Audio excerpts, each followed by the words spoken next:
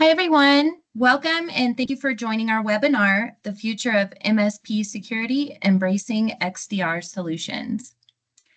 My name is Erin Haynes, and I run the marketing for Samurai XDR at NTT Security Holdings. Today's webinar is hosted by Paul Asdagi, the Senior Director of Product Management for Samurai XDR. This webinar will be around 30 to 40 minutes, and we'll have a Q&A session to answer any questions you may have. Please feel free to type your message into the chat throughout the webinar, and we will answer them at the end. We need to let you know that this webinar is being recorded. And with all that being said, I'm going to hand it over to Paul. Enjoy.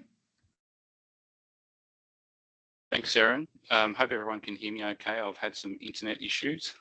The internet gods have not favoured me well this morning. But thank you and good morning and welcome to this webinar. Today we're going to cover an introduction to XDR, the current threat landscape associated, the benefits of XDR for MSPs, and some points to consider when implementing or adopting XDR. And at the end of the session, there will also be a Q&A. So let's get into it. A bit about what are some of the drivers that have created the need for products such as XDR. Whether you're an analyst or providing IT support for cybersecurity, there is no doubt that the amount of information that you're receiving is overwhelming. More security controls create more alerts, which is both good and bad. This describes the analogy I know you've all heard, the needle in the haystack. How can you find it? But now we have multiple haystacks to look into, so there is no doubt that being an analyst is getting harder. Nearly 50% of analysts interviewed say they are unable to keep up. And then there's the 52% of organisations that feel that SecOps is also getting harder. This is just one of the reasons why analysts predict emerging prevalence of XDR. This also presents a real opportunity for MSPs and hence this talk today. So what is XDR now that you've heard you need one, and why is it important for MSPs? If you thought as an MSP, why would I be a target? Think again. As you can see, the stats show a staggering 73% of SMBs experienced a cyber attack or breach. Just under 3/4 of our survey. If you are a mid-market MSP, these may be your clients. Add to this, 82% were made up of ransomware attacks. As we all know, ransomware is mostly indiscriminate and the recovery costly at $3 million on average.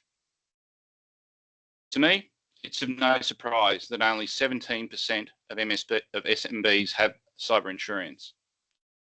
As an SMB, you are concerned more about keeping your business afloat, less about the insurance and the premiums that you have to pay. And then while cyber insurance may help you get back on your feet, it only helps you once you become the victim. So shouldn't we be trying to create a more cyber threat resilience so that insurance is a nice to have? And if you do get funding for cyber, would you rather spend it on increasing awareness, education, patching and monitoring? No, I probably would. So let's recap on the threat landscape that we live in today. And after this, no more stats, I promise. OT and IoT is in our everyday lives, our homes and every facet of industry from retail to manufacturing. Remote work is here to stay, and it's created a fantastic way of being productive, but it also comes with some risks. We have new threat vectors where traditional moat and castle security controls don't help.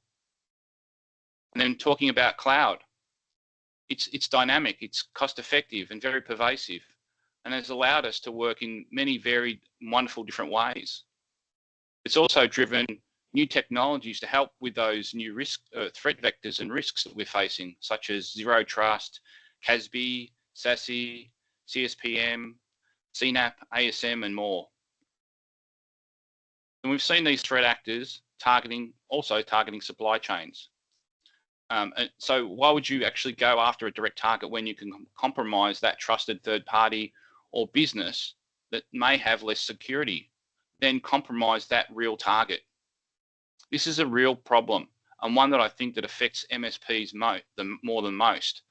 Think of the one-to-many relationship where you are the one target, you are the service provider providing services to multiple customers. So these are just a few threats in this current threat landscape we live in. And now there's some challenges for you guys that you face as an MSP. There are many more. Like, you have the responsibility to address your client's IT, and even more critically now, their cybersecurity needs. And cybersecurity is a board-level discussion. MSPs need to deliver outcomes and delight their clients with the possibility of low churn, hence reaching a point of profitability. Turnover is costly in managed services. That includes your acquisition costs for getting those new clients. So MSPs have the same issues with skills, hiring, training, retaining those key assets to your business. And then MSPs need to be vigilant all the time. Only takes one successful attack to affect a business. And MSPs need to deliver their services using a complex set of tools. This is costly and inefficient. Not every client environment's the same, and bringing all these tools together does create that complexity, the inefficiency, and that overhead. And then lastly, there is ransomware. This is, I'm sure, the one threat that the MSPs hope their clients don't get targeted with. In a recent press conference, the Australian Minister for Home Affairs and Cybersecurity, Claire O'Neill, discussed the impact of ransomware payments extending beyond national borders and prompting a shift in governmental policies globally. This trend is driving governments to reevaluate the acceptance of ransomware payments as a norm. And this new emerging norm will no doubt impact MSPs worldwide. Claire goes on to say, while the ban on ransomware payments may take a few years to be adopted, the onus is on MSPs to guide their clients towards a more secure future, fostering resilience against cyber threats. I know this example is out of Australia, but I'm sure wherever you're dialing in from, there are similar themes in play with your governments. And now here's a definition of XDR. There are quite a few. This one is nice because it's short and to the point. XDRs unify your security tools into an integrated approach. They combine your security log data with external contextual information in a data analytics engine to provide a common detection, response, and remediation capability. It's a bit of a mouthful, but it's not too long. Some really key points there is combining that security log data, providing that context, and response and remediation, which is part of the SecOps process. And some of those key attributes include, the centralization of normalized data. This is going to allow us to bring the telemetry sources together into a common format so that you can do threat hunting, you can create those detection algorithms to be effective. You need to correlate the security data and the alerts into incidents. That's part and parcel of the SecOps process. And then those centralized incidents or incident response capabilities that can change the state of the individual security products. So that's the R in XDR. So reaching back out, making a change, executing a rule, that's also part of a key attribute of XDR.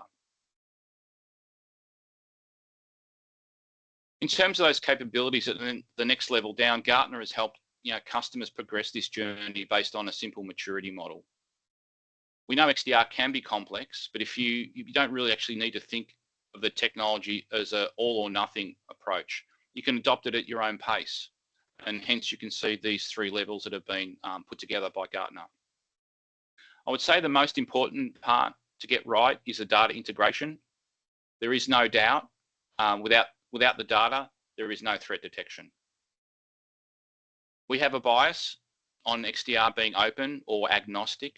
That means it's supporting telemetry from all vendor technologies.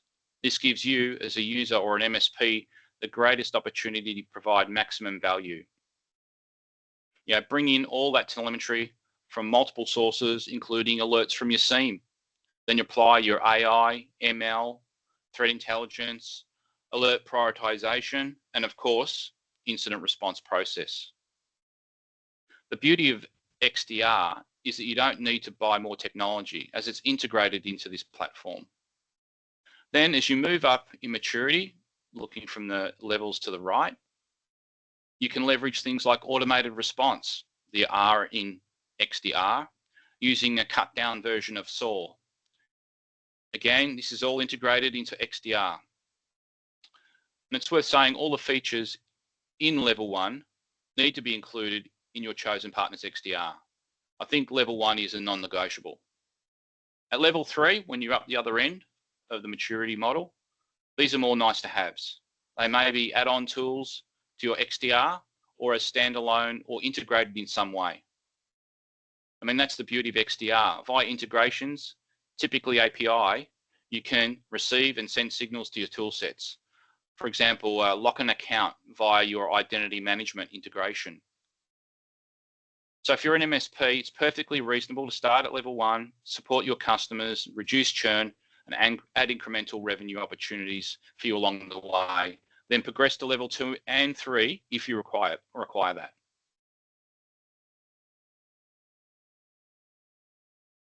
MSP Alliance also believes that XDR in 224 is of importance, suggesting you, as the MSPs, need to upgrade your tool belt in XDR. So it is resonating. I think from our perspective, we have seen very much a lot of interest in XDR, and yeah, no doubt the MSP Alliance has obviously seen that too. That's part of their 2024 predictions. Now let's talk about some of the benefits that XDR brings to MSPs. While I won't read through this whole list in the slide, because it will be made available after the session, I'll talk through a few. Unified security, bringing in those multiple tools into that single platform, really important. Improved threat detection, signals from many and varied sources. A lot of those signals might be weaker signals combined into multiple weaker signals, creating stronger signals. I even read an article today about what we would have considered a weak signal from a device, which was a switch. Now, switches are being used to compromise environments. They haven't gone away. We might not use them when we work from home, but they're still around. So that could be considered a weak signal. Scalability is something we expect now, and it can get delivered in spades with XDR because it is a cloud-delivered platform. And it's accessible everywhere and anywhere, anytime. Enhanced visibility over all your customer estates with those multi-tenant features or King's View. So you can do less swivel chairing and have access or get access into those different tenants, which are still isolated, but you have access to get into the tenants without having to do too many acts of unnatural acts of authentication. Automation to reduce repetitive tasks. That's really important as part of an XDR and a real benefit for MSPs, because as you scale, you can't do those repetitive tasks with more people because that's really costly. So you need to look at automation to provide that cost effectiveness, efficiency, and also reduce your mean time to respond. And there's that fast time to value from an onboarding perspective. Gone are the days in managed services that I know I've been part of, where we're looking at 1 to 2 months onboarding for a new customer, a new integration or telemetry source. Now we're talking minutes. So fast time to value means you can can onboard your clients quick. You can start providing value back to your client and also start getting revenue faster. So these are just a few. And now we get on to implementing XDR as an MSP. It doesn't need to be major surgery for your business. You can ask the customer, or the XDR vendor, do they support the telemetry in your customer base? If not, do they have a process to add these sources? Because you're going to come across environments where you've never seen a piece of equipment or a signal from a device. The idea is bring as much you can into the platform to provide those strong signals. And if they don't exist, talk to your partner, see if they can create that or parse that data for you. It shouldn't be too onerous for a good partner. Do they or can they work with your current tool sets? For example, you have help desk, ticketing, and even SIEM. If you're an existing MSP, you're probably using SIEM. Will your chosen partner integrate with your SIEM so you don't need to rekey and reestablish connections to those sources of information? And always discuss the risks of the profile or the appetite with your customer. What is most important to them? How do they make money? And how can you protect that?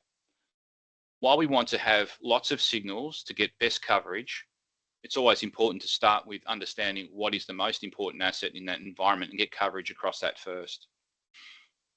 And then there's collaboration. It's something we're seeing more and more in XDR.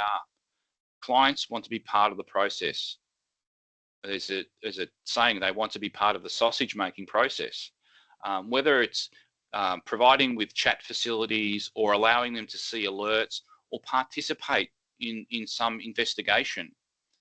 It's really important that the customers can see the value and be reassured that they are being protected and they're in a safe pair of hands. And collaboration is a great way of doing that with cloud.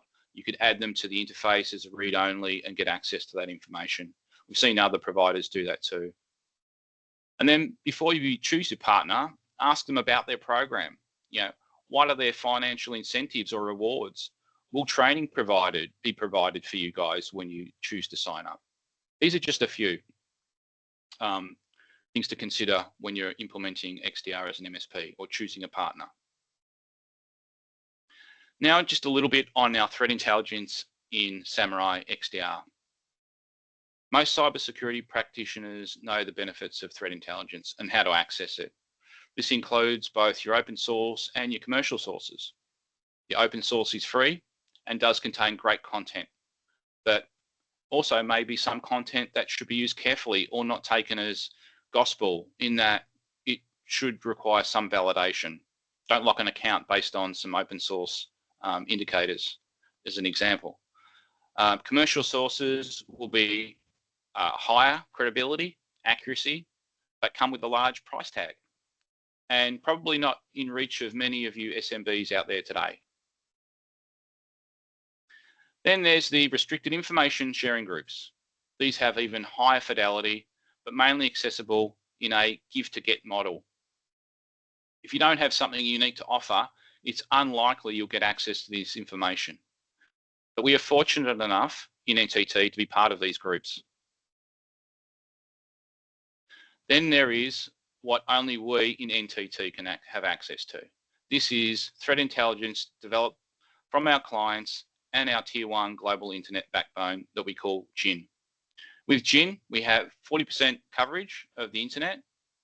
And with this vast amount of data, which is over about 10 terabytes per day, we analyze this information continuously to develop some unique indicators not seen by any other vendor or company. This alone, we believe, is a real differentiator to our platform, but we don't sell this TI. But the good news is it can be accessed via Samurai XDR. From our global SOCs, threat intelligence and collaboration with our TI partners, all of this comes together to provide Samurai XDR over here on the right. We take in feeds from our global SOCs, clients, tier 1 backbone, collaboration with threat intelligence partners, and also obviously processing all of this information through our machine learning framework. So why should you care as an MSP? We've been doing this for 20 years now, and now we decided to incorporate all of this goodness into Samurai XDR and make it available to you guys. We understand there's cost pressures in businesses today, and so we've created this price point that's very affordable. We have broad support for vendor technologies and what we believe is a unique position for providing threat intelligence that Samurai can provide that for you as just an additional level of safety. And hopefully this resonates to you. And if it wasn't obvious, we obviously have a partner program. Please check it out, sign up and receive information. Reach back out to me if you'd like to know more about it. But yeah, we're really excited to have this program up and running. And with that, I'll hand over to you, Erin. Wonderful. Thank you, Paul. Great job. So I just wanted to point out that if you want to sign up for a free 30-day trial, you can go to samurai.security.ntt to do so. And something else that we have coming up that's really exciting is we have another webinar, Identity Management in the Physical and Digital Worlds. We're going to be hosting that webinar on July 30th at 8 a.m. Pacific time. And with all that being said, don't forget you can type some questions in here and we will read those off. Let's go ahead and see what we've got. Okay, looks like we've got one in here already. Do we need to set up different accounts for each of our clients? Yes. So you as the MSP would be in control of establishing those accounts for those clients. With the franchise or the partner model, pretty easy to set up the tenant account and then invite anyone from your organization, obviously participating in the IT side of it or the SecOps side of it, but also to invite any other clients that might want to participate in that experience as well, or providing that service. So yes, the accounts are easy to set up. Perfect. Okay. Yeah. What is the cost? I'm sorry. What are the cost implications of implementing XDR for clients? I think a cost implication for a client is, well, there's a cost model associated with Samurai itself, and we do have a cost model that is predicated or based on endpoints, but that's an alignment or from a usage perspective of storage, as counties or cloud is all consumption based. But the cost implications for clients, there are many and varied. Cost implications can be, I've seen, depending on the partner, the number of log sources that they bring into their environment. It could be the level of effort from a perspective of the partner providing the onboarding service. But I think when you get down to the nuts and bolts of XDR and what the customer would like to benefit out of having a provider that's providing either a managed XDR type service, is time efficiency and not passing those costs on. So implementing costs for XDR for clients, it's very low. In terms of the onboarding process, we in Samurai XDR have made that as simple as possible through a wizard-based enrollment, so that when you as the MSP identify new integrations to be added to the product, to the platform, it's as simple as creating those API keys or pointing to a destination if it's a firewall. We only use secure protocols, but we have made it really simple to onboard, and therefore I think the cost implications are pretty low. Thank you. Thanks. All right, another one that we have. Do you provide support when implementing for ourselves or customers? Yeah, good question. We provide support to you if you're the MSP, and then that support would be no matter what. There's no like a higher level support or lower level support. We're providing a level of support, a high attention, platinum level support for our partners. But then there's another area of support that you need, which is you need to support your customers, and we make sure that you have all of your capabilities, your training and knowledge in place. But if there is a chance that you do still need to reach back out to us, yes, we provide full support as part of the partner program. All right, let's see what else our moderator has here. What are the primary benefits and unique selling points for marketing Samurai to our clients? Yeah, I think if you were to be a prospective MSP looking at positioning Samurai to your customers, I think one of those previous slides I went through before was our threat intelligence. We pride ourselves on this threat intelligence, and we do believe that is a unique differentiator in the market. I see many other XDRs talking about their threat intelligence as prominently as we have. I'm not saying it's the best thing that or the only thing you need in XDR, but it's something that we believe is a differentiator. And from a differentiation point, how do we get that great threat intelligence? Well, it's a great team. We had a previous webinar with Jeremy Nichols, who heads up our threat intelligence group. His team do amazing stuff with our platform, but also mining that data out of that tier one backbone and making use of it, like identifying emerging threat actors. So I think that's really key in terms of a unique benefit to our customers is threat intelligence, which also helps with the other detections as well. Like the TI is used to enrich other detections that are created by the platform. Like we have another one here. Mm-hmm. How often is Samurai being updated? Well, because we look at code practices based on contemporary cloud environments, it's continuous. So we're doing major releases, less frequently, but always pushing updates to the platform.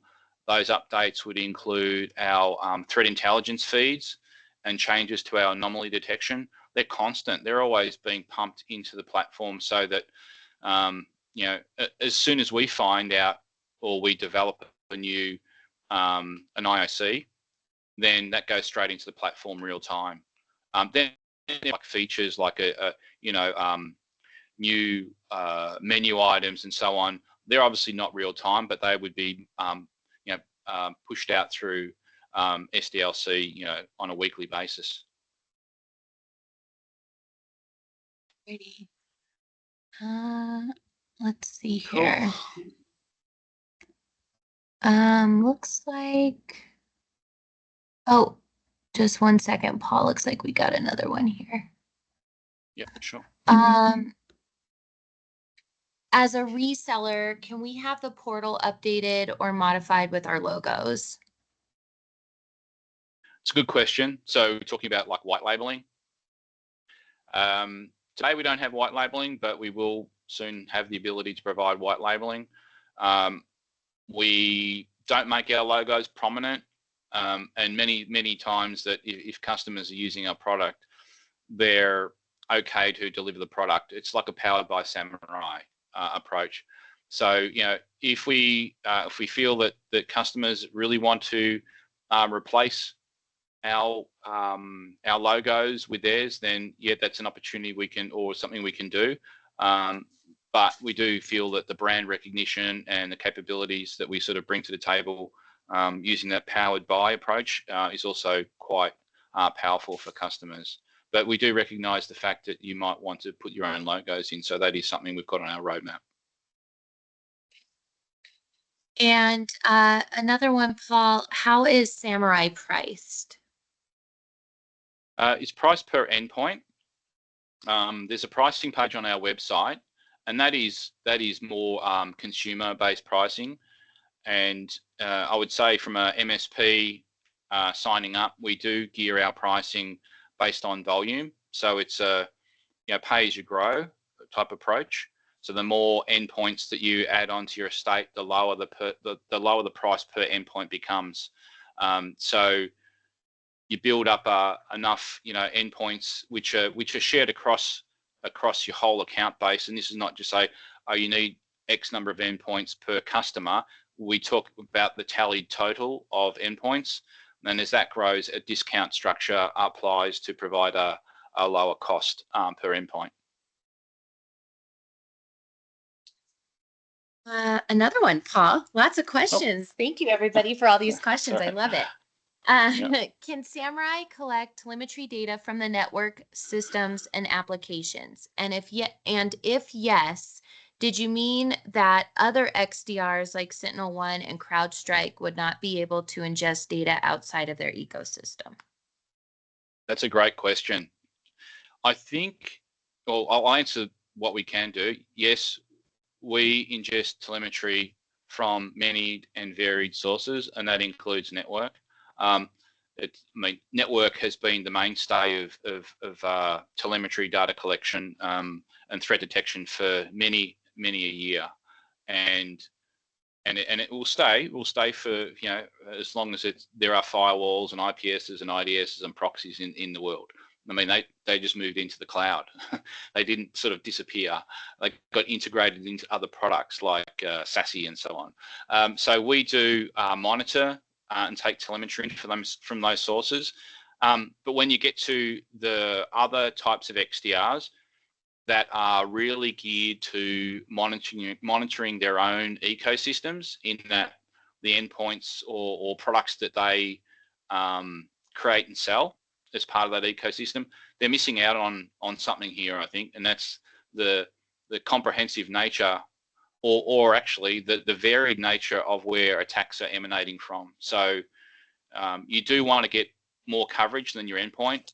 Do I believe endpoint is really important and game changing? Yes, I do. I think it's fantastic, but you also need context. And if the only vector that you've got is from an endpoint, then your context is actually one dimension. So it's always good to find out more about where attack might come to get, where it might come from. And that's where we talk about bringing that data in, stitching a timeline together. Where was this information seen? How does it relate to this event or this alert from this device or this control? And you can only get that when you're actually collecting from right across the your enterprise, which is not just in the data center, but it's also from home, working from home, and cloud-based solutions like SASEs and so on. So yeah, we see the importance, but we also see the importance to be non-exclusive. And I think it has been coined as as open XDR. We don't really talk heavily about open XDR, but effectively it's more of a agnostic approach to telemetry ingestion. So we take everything in, give it to us, we'll bring it in, and you get to see it. And then once it's in our data lake, sorry, I'm rambling on a little bit here. Once it's in our data lake, then you can do things like look back searches, a hypothesis-driven threat hunting. If there's something that you think of that could be a threat vector, go for a hunt into the data lake. Use the query language that we've built in Samurai XDR to start looking for those breadcrumbs and stitch together maybe a narrative that might be the start of an attack, or something that might have been like a very low signal or low noise threat actor that might be lurking in your environment. So yeah, bring everything in. Perfect. Okay. Cool. And then got another one, Paul. How does it differ from a next gen SIEM? How does it differ? Yeah. So there's many articles on the difference between XDR and SIEM, but they're all varied, I think. I think next gen SIEM meant that they went to the cloud, and they just sort of realized that they've become a little bit too heavy and cumbersome for some organizations that need to be more agile and more cost conscious. I think the SIEM still has its place in terms of complex use cases and compliance and reporting, I mean, SIEM and next gen SIEM, same really for me. But where XDR shines is it's really about threat detection and response process, and it's bringing it all together. Like with the SIEM, you may have had the SOAR as an add-on, and maybe next gen SIEM had some SOAR included into it. But when you get to XDR, it's all integrated into that one bundle. It's all geared around detecting threats and responding to threats, whether that's you responding to those threats as a human performing a hunt, or it's responding to threats through automation, rules and through your integration partners, like locking that account that I mentioned before. So there's a subtle difference, but what I wouldn't say, and it was illustrated in one of those diagrams, is that SIEM can cohabitate with XDR. So we're not saying throw out your SIEM at all. We're saying, well, there's a lot of goodness in that SIEM, and maybe we don't want to bring back all of the signals that go into a SIEM, all of the information. But if it's there, and we see something in XDR through the threat detection capabilities, why don't we go for a bit of a hunt in that SIEM to extract that information that wasn't brought back to us, because we got just the alert. We didn't get all the context. So don't throw away the SIEM just yet, unless you're ready to move to XDR. They can cohabitate, and they should cohabitate. All right, Paul, it looks like that is all of the questions that we've received. So Great. thank you. Great job. Great job answering all of those and on the webinar. No worries. Yeah. Thank Perfect. you. And the internet held up. Yes, it did. Yay. Thank you. Very good. Well, thank you again, everybody, for joining. We will be posting this webinar on our website. We'll send the email out with the presentation in there. And please feel free to reach out to us with any questions. Any additional questions, I should say. Thank you very much, everyone. Yep. Thank you. Thanks for your time. Okay. Bye. Thanks, Paul. Bye-bye.